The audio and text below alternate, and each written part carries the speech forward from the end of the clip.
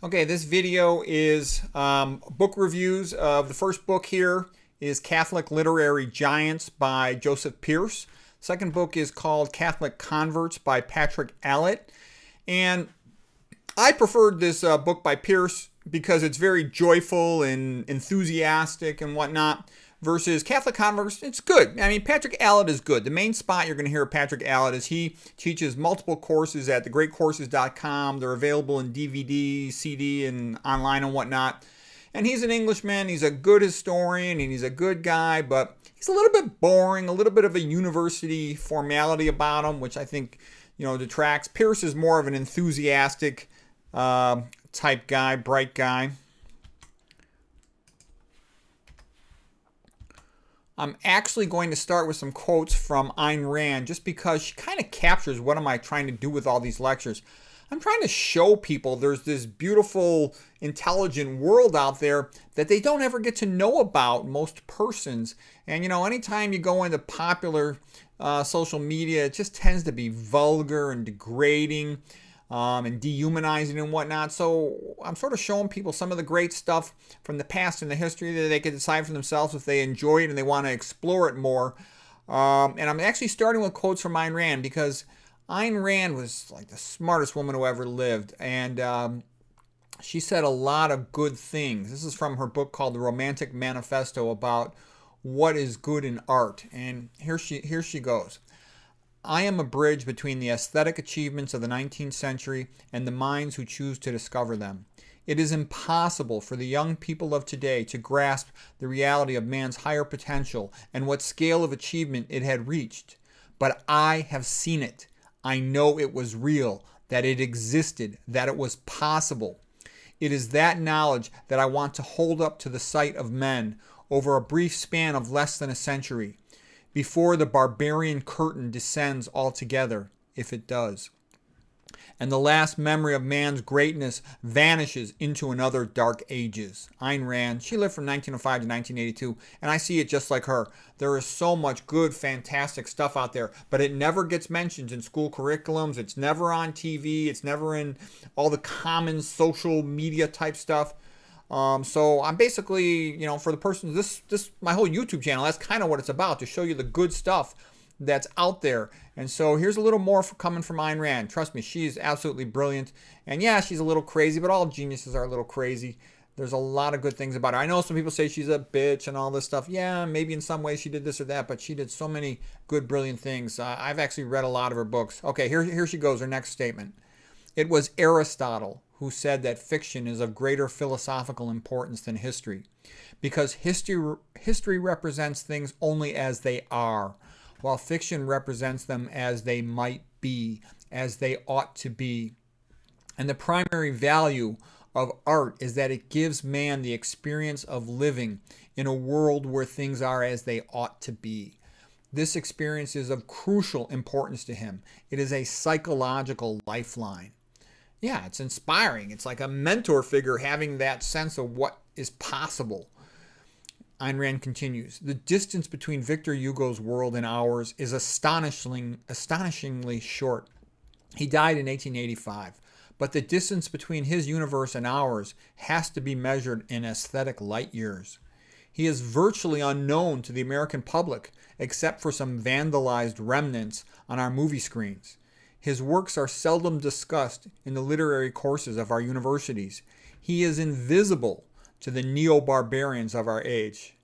That's good. To the neo-barbarians of our age. Modern readers, particularly the young, should be cautioned that a first encounter with Hugo might be shocking to them. It is like emerging from a murky underground filled with the moans of festering half-corpses into a blinding burst of sunlight. Yes, there definitely is better things out there. Okay, so now we're going to talk about these books. So this is the book Catholic Literary Giants, and I'll keep this on a shelf. Where I have all my books kind of filed on different shelves, but I don't have too many books. I got a lot of them. I just have them all piled up.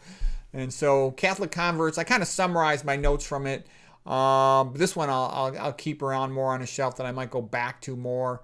The greatest Catholic writer, by the way, is William Shakespeare. That's a long story, but Shakespeare was a Catholic. That's why hardly anybody knows anything about him, because it was something that he didn't want to popularize at a time when Catholics weren't popular in England. Now, according to him, only in 2001, only 3% of Englanders went to church. And so English Anglican has kind of become a joke, and England's sort of falling apart. I've always thought of it as a joke. I mean, it was basically founded by Henry VIII for his polygamy, and so he could loot the Catholic Church. And that's partly why it's so weak when it's founded by someone like him. When a nation turns its back on God, then God turns his back on them. So things don't look good for England. And then here's a quote from Jacques Barzun in his book, From Dawn to Decadence. He wrote, "For Protestantism, Luther is like Marx and Calvin is like Lenin."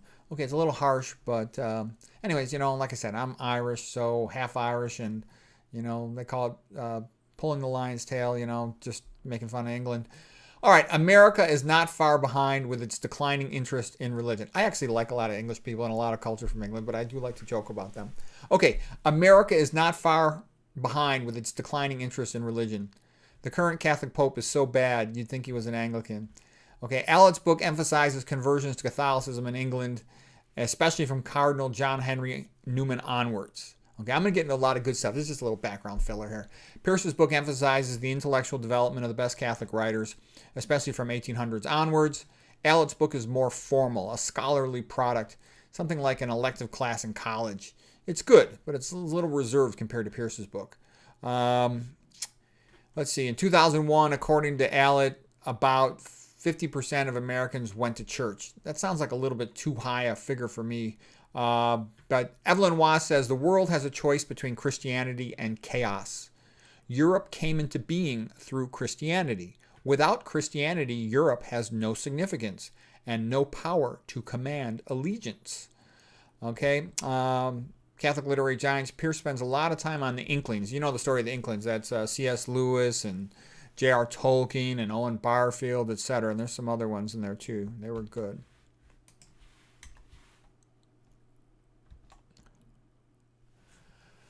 Okay, tradition requires conformity, but conversion requires a rejection of one's past, so it requires nonconformity. Okay, some of the most famous Christian, mostly Catholic converts were, of course, St. Paul saw the light on the road to Damascus. St. Anthony, had his vision that he should follow and take on the ascetic life. St. Jerome, are you a Ciceronian or a Christian? The Tolle Legge, pick up and read story of St. Augustine. So this is a lot of stuff you would get like from Allitt's book, some of this historical stuff, Pascal's conversion, Pascal's wager. Okay, so now we're getting to the more interesting stuff. Cardinal John Henry Newman in 1845, he was the big proponent of the Oxford Tractarian movement, basically a resurgence of Catholicism within England, which was predominantly Protestant, of course. And this overlapped with several other big movements. There was the Gothic revival movement in architecture of Augustus Welby Pugin. He was a magnificent architect who looked at the Catholic cathedrals and said, they're so much better than the Protestant boring churches. And also, as far as back to tradition movement, there was John Ruskin, which is a little bit of a social movement, and the literature of that was largely Charles Dickens. And so Ruskin is funny, though, because if you know the guy, if you know anything about him, he's very funny. I made a video about him before, because he's really sort of a Scottish-English Protestant who can't help falling in love with all the Catholic art in Catholic cathedrals. And he's the one that sponsored the artists, the young pre-Raphaelites like Millet and the other ones. They were the best artists ever in the history of England for painting. Ruskin, just a typical thing Ruskin would do. He spent months living with the monks and the Franciscans in Assisi. John Ruskin's an interesting person. If you're curious about history in England in the Victorian age, John Ruskin, you'll find him fascinating. Okay, John Henry Newman, here's the things he'll say. If you read history, you become a Catholic. You can follow the history of Catholicism all the way back to Christ. Christ founded the church in 33 AD. And the Bible was not consolidated until later, not until 393 AD. Newman said that the Roman Catholic Church was the middle way between Anglican, which was controlled by a secular ruler and therefore lost its credibility, and Puritanism, which was sort of crazy, the outshoot of Luther and then Henry VIII. Of Luther. Okay, the Catholic converts tended to view the Reformation as a disaster that had broken up Christendom. Some believed that only Christianity in general, particularly by unification in Catholicism, or just unification in general, had the potential to save the world from atheistic serfdom and slavery. And there's a lot of people who still think that. And regardless of what the individual wants, the individual can do whatever they want. But it does seem to be the case that serfdom is really coming back big, unfortunately. The reunification of Christianity and Catholicism is a quixotic quest. The current pope is so bad that he's basically a hopeless individual. The non-denominational preachers like Billy Graham are much more charismatic. You'd be surprised how charismatic Billy Graham is. You know, you listen to him, he doesn't speak with a whole lot of 2 + 2 = 4 type facts, but he says so many things that are positive and put you in a good mood. It's rather surprising. Okay, getting back to Pearce and Allitt. Okay, now here's John Henry Newman, a quote from him. John Henry Newman, 1849. If you turn away from Catholicism, to whom will you go? It is your only chance of peace and assurance in this turbulent, changing world. In the long run, it will be found that either the Catholic religion is verily, and indeed, the coming in of the unseen world into this, or that there is nothing real in any of our notions as to whence we come and whither we are going. Unlearn Catholicism and you become Protestant. Then Unitarian, deist, pantheist, skeptic, in a dreadful but infallible succession. John Henry Newman, 1849.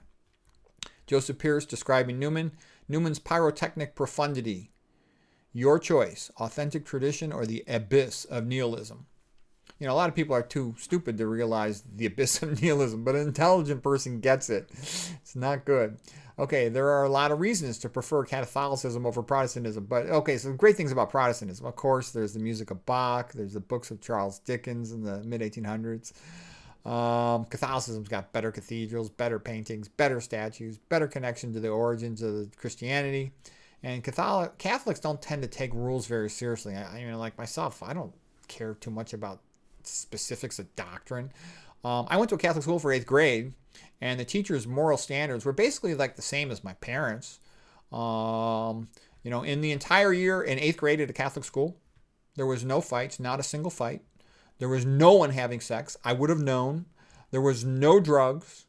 I never felt pressure to do anything at a Catholic school. People say, well, how could you stand being a religious school? I never was pressurized to do anything. And then I said, in comparison with the public schools, like I saw in 7th grade, kids were having sex at a public school. Kids were having sex. Lots of kids were on drugs. There were lots of fights. There was lots of bad behavior. There was very little supervision. The halls were just sort of like no man's zone. The adults were not in charge, did not want to be in charge. The best school a person could go to is homeschool.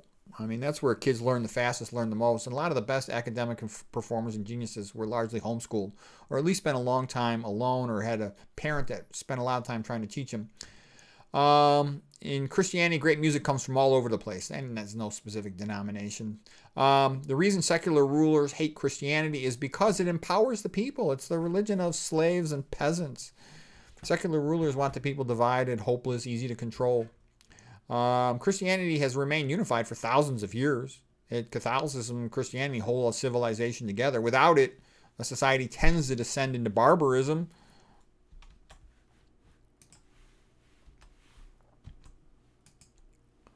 Okay, a lot of things that just come up in these two books. You know, T.S. Eliot was way more Catholic than is widely known. He sort of, you know, promoted in the kids' like high school literature textbooks as being anti-Christian, but he's actually very Catholic. Okay? He was not thrilled with the lost generation dissolution, you know, after the First World War.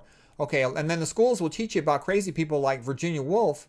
You know, she was just constantly trying to kill herself, and finally she did. I mean, that's kind of crazy. A person with a good worldview, they don't want to do that to themselves. They might have an episode of depression or something, but that was a repeated issue with her. She was nuts, okay?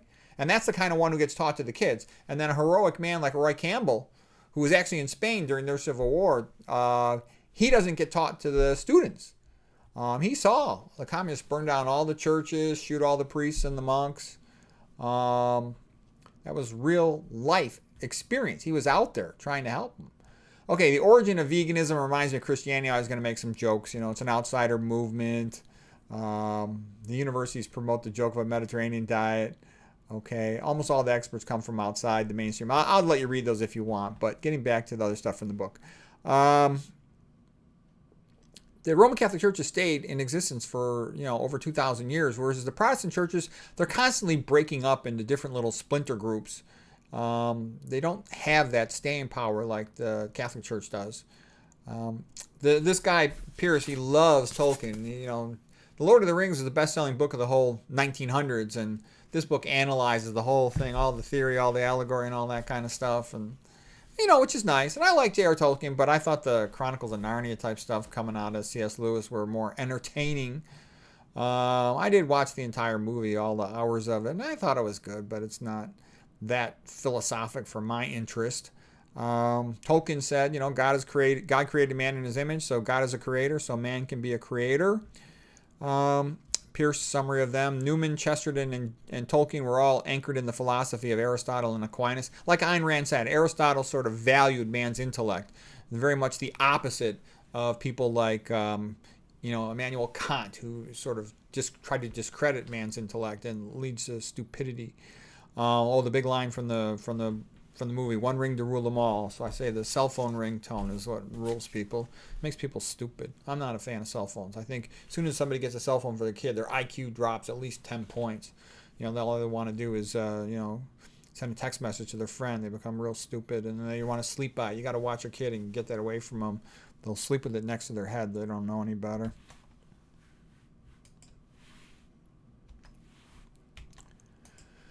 Okay, some other things from these books here.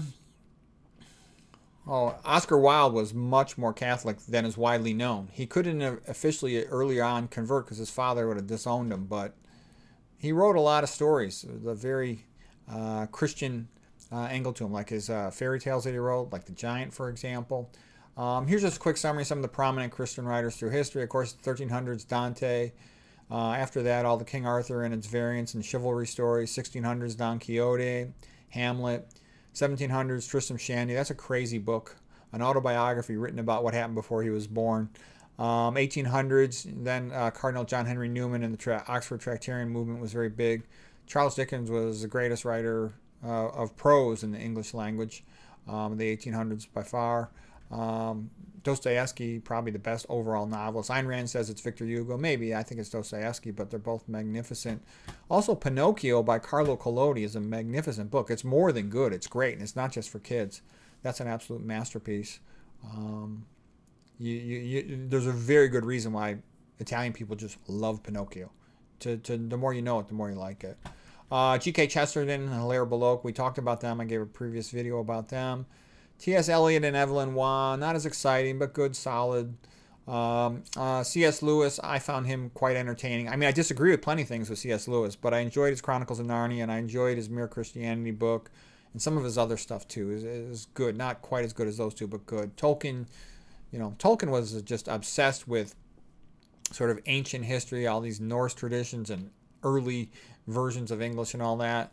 And he's very meticulous about his whole Middle Earth creation, and it's totally an allegory of the Bible and of some other stories. So that's what he said. His number one influence on Lord of the Rings was, he said, his Catholic religion. 1960s, 1980s, sort of the big writers in the Christian tradition were Solzhenitsyn and Pasternak, like Boris Zhivago, Gulag Archipelago.